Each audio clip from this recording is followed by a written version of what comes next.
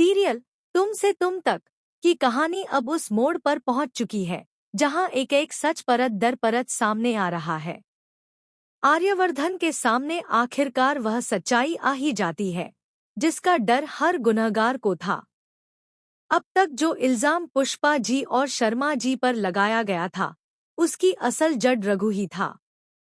जैसे ही आर्यवर्धन को पूरे मामले की भनक लगती है वह ठान लेता है कि इस बार सच को छुपने नहीं देगा और असली गुनहगार को सलाखों के पीछे पहुंचाकर ही दम लेगा। दूसरी तरफ अनु के लिए यह सब किसी बड़े झटके से कम नहीं होता। जैसे ही उसे पता चलता है कि उसके मम्मी पापा को झूठे केस में फंसाया गया है उसका भरोसा टूट जाता है। वह सीधे आर्यवर्धन के पास जाकर साफ साफ कह देती है कि अब उसे किसी की मदद की जरूरत नहीं है। अनु यह ठान लेती है कि वह अपने मम्मी और पापा को खुद जेल से छुड़वाएगी।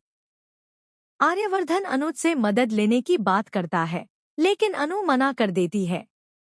उसके लिए यह सिर्फ इंसाफ की नहीं बल्कि अपने परिवार की इज्जत की लड़ाई बन चुकी होती है।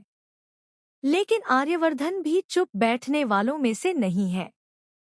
वह जानना चाहता है कि आखिर क्यों रघु ने पूरा इल्जाम शर्मा जी पर डाल दिया।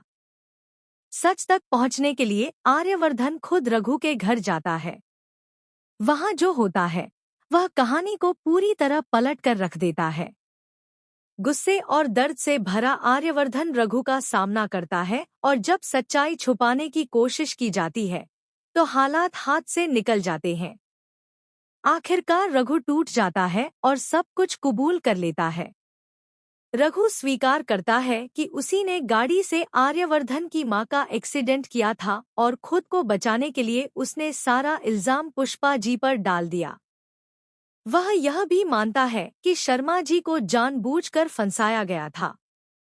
यह सुनते ही आर्यवर्धन का खून खौल उठता है।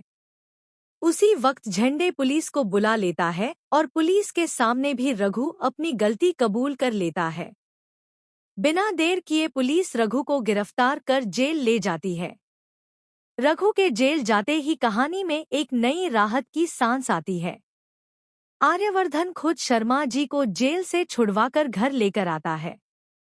जैसे ही पुष्पा जी अपने पति और आर्यवर्धन को घर में सुरक्षित देखती हैं, उनकी आंखों में खुशी के आंसू आ जाते हैं।